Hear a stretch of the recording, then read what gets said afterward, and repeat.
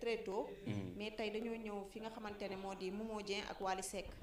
actuellement ku ne xam ne avant que Wally di nekkaat ci scène bi. après bi mu dundee dëjëm bi ba pare. dafa toogoon benn temps xawoon stand-by. Momo Dieng nag moment yooyu yëpp nag mu ngi buzz. di def ay soirées spéciales. gars yi di ñëw chaque samedi ñuy dem Momo Dieng bi. mais Wally Seck dafa ñëw ku ne xam ne Wally ak ay fansam. comme d'habitude léegi nag gars yi am na si ñoo xamante ne fans Wally lañ dañ doon tàmm dem soirée Momo Dieng bi. mais am na ñoo xamante ne am nañ habitude ci soirée Momo Dieng ba nga xamante ne fa lañ mujj adapté wu. parce que tàmm nañ di dund ambiance boobu. mais gis nañ ne soirée Wally Seck yi 3 jours yi mu ñëw nii ci week-end bi dafa commencé woon am coow avant anniversaire am bi. parce que gis nañ ki nga xamante moo di Ndeye Gueye demoon na fa ñu jàppoon ne sax dafa ñëwoon pour ambiance fekk na moom sëñ Bada la doon seet. mu jàpp sëñ Bada dóor ko fa dóor yi metti ndax sëñ Bada moo ko tooñ. moom moo ko jaale ki nga xam moo di jëkkëram. mu nekk lu ñaaw waaw xam nga sëñ Bada ma waxkat la waaw te xam nga waxkat boo xamante ñemewul ay dóor la moom tàmm na fu mu dem ñu dóor ko. waaye nag dafa dajee ki nga xamoon Ndeye Gueye dóor na ko dóor yi metti ba sukkuloo ko ci suuf mu baalu ko. voilà mooy muy noonu. beneen bi ci topp mooy anniversaire Wally Seck bi nga xam surprise la woon. soxnaam defaloon ko ak ay frère am mu nekkoon loo xamante ne ndeysaan boo ko seetaanee rek sa yaram day daw. parce que Wally li muy def bu xoolee doomu moom yi dani xol bi day jeex. du am envie sax anniversaire bi nekku si daal.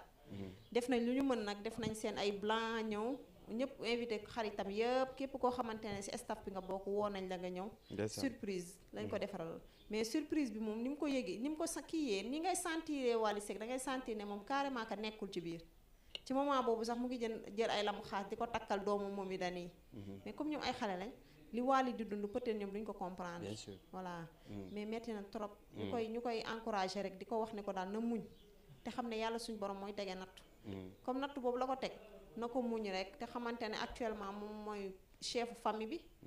waaw moom mooy lépp daal. mu ñu koy encouragé. di ko masawaat encore une fois. léegi bu ñuy jógee foofu nag dañuy ñëw ci ki nga xamante ne moo di feccikatu Sidi Diop bi ak Ndeye Ndiaye Banaya. parce que Ndeye Ndiaye Banaya ak lu mënti xew moo tooñ. na nit ki su fekkee nekkatoo si benn kii groupe yow dem nga jógee nga fii dem nga fii am na nooy comporté wee parce que bu dul dara Sidi Diop da ko koo ji na ko ngor goo xam ne pour man warul. moom kan Banaya waaw. dem na fekk fecc bi nga xamante ne moom la feccikatu Sidi Diop bi di fecc mu teg son Sidi Diop bu bees bi ni mu koy feccee ñëpp xam nañ ne da doon ñaawalaate. mais loolu rafetul parce que lu foofu bi mu amee mais tamit loolu ci nekk. non mais li mu jur moom actuellement li affaire bi li mu ko jural dafa mujj dépassé. parce que moom nekkul moom mooy fecc foofu kii fecc foofu xale la mais mu ngi fecc moom ni Ndeye Ndiaye Banaya def ba ñëpp xam ko keneen kii fecc faneen fi mooy kan. mooy feccikatu Sidi Diop bi. ku bees la voilà moom comme xam en général li Sidi Diop moom day ànd ak yow ba siiwal la ba ñëpp xam la Ndeye Ndiaye Banaya Sidi Diop ba tax ñu xam ko. finalement ñu dem ba nga xamante ne ni jóge na foofu dem na ci Wally mais tamit mënoon na toog ruqam liggéeyam. parce que mu ngi koy def mu ngi rafet mais dafa dem di ñaawal te xam nga TikTok moom lépp loo ci def dañoo gaaw far. mu dem di ñaawal fecc bi nga xam ne moom la femme bee di fecc mais ni mu ko doon feccee da nga xam kii day ñaawalaate comme si que ñee seen fecckat bi mënul daal.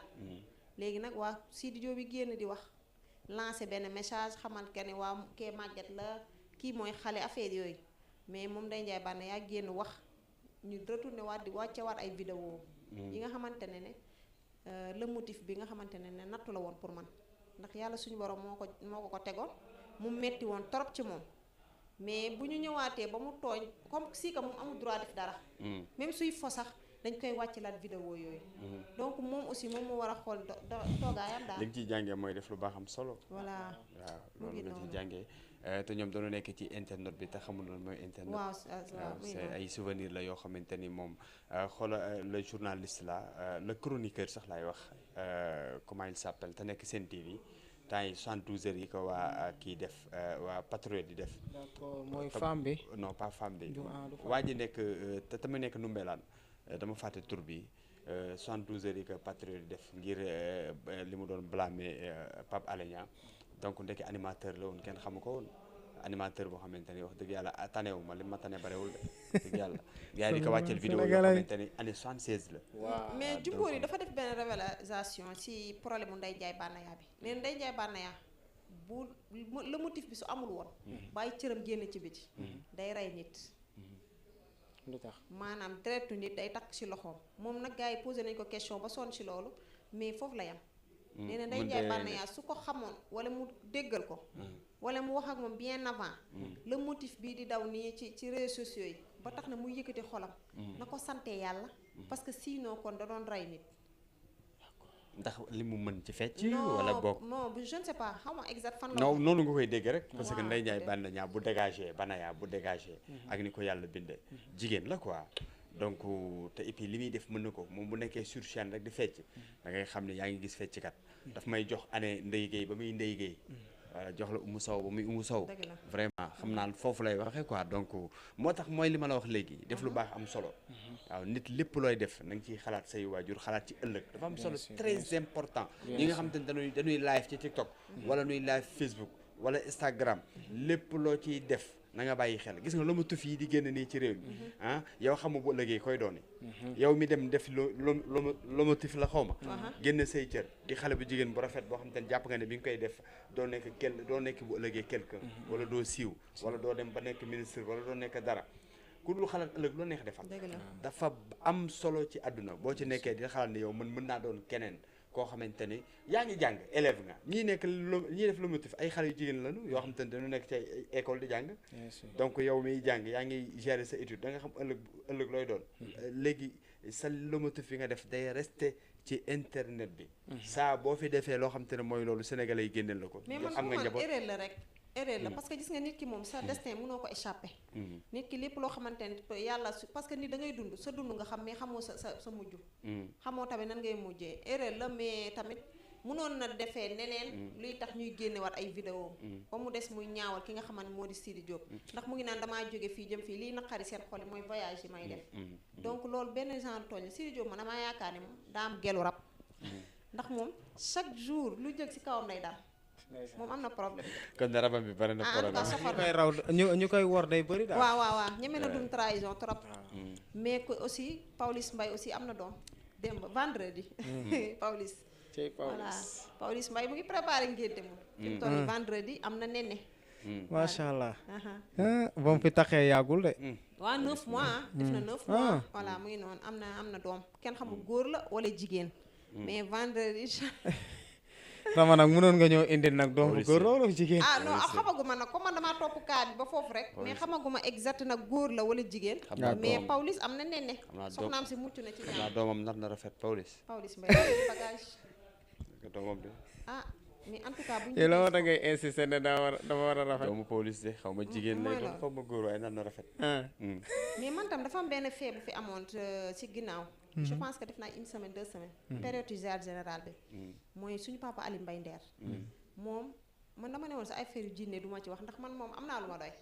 mais moom Ali Mbaye de këram gi day jékkër gi di tàq. déet waay. waaw loolu déggoon naa ko. c'est vrai dafa tàkkati. waaw kër gi daal néeg bi bu tàqee ba fay bii tàq am na ci moment boo xamante ne dafa dem ba sonn mu dem ci waawoon ci ziar général bi.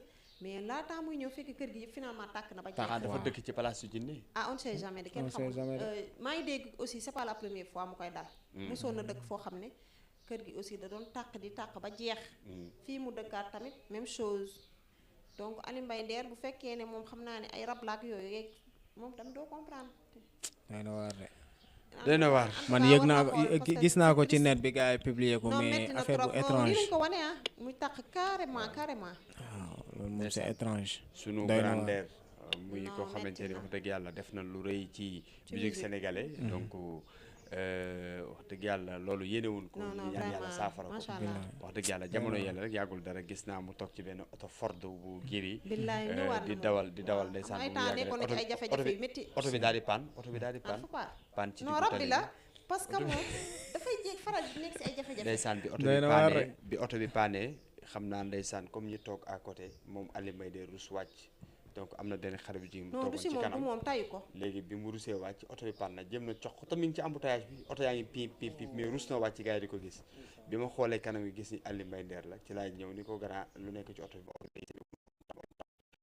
ñu sama yenn copain ndeysaan buux oto bi pousse ko oto bi sax tàkkul waaye buux nañ ko ba jàdd ko ci koñ bi sàng ko sutura ndeysaan ba mu kii non rab la loolu xam rab naa ba ma mayoon benn vidéo ma filmé la rek mun ma sëñ bi dimbali rek bu mu filmé ndeysaan ñu ngi koy ñaanal non métti na métti na li koy dal métti na xaw ma rab la xaw ma mais moom mais adduna loolu la day jékki adduna di fay di taal ay moment jafe métti woon na ci moom ba doomu Viviane Zeyna moo dem waxante Youssou Ndour ne ko gis naa sama papa Ali Mbaye Nder ci ay conditions yu métti ndeysaan maa ko taxi sax la jël bi muy dem waaw finalement Youssou Ndour woolu ko aidé nañ ko mais moom xam naa rabbee soxor day jóge ci lii dal ci lii la mu laal de baaxul waaw loolu moom day garaaw moom Ali Mbaye Nder man xamoon rek parce que seet si ma groupe mais fi may tëjee mooy waaye fi Ablaye Wade lu neex waaw oh fi may tëjee nag mooy jaaykatu diw yi comme ñoom duñ bàyyi man duma bàyyi luñ defati voilà luñ defati non seulement que ñu ngi commencé di dugal savon bu noir bi nga xamante ne boo koy diw sa yaram weex tàll la